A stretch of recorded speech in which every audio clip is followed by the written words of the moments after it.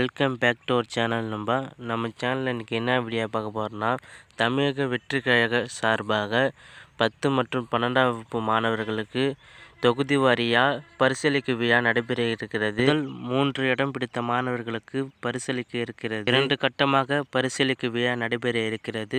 முதல் கட்டமாக 28/6/2024 வெள்ளிக்கிழமை அன்று சென்னை திருவான்மியூரில் உள்ள ஸ்ரீ ராமச்சந்திரா கன்வென்ஷன் சென்டரில் பாராட்டு விழா நடைபெற இருக்கிறது.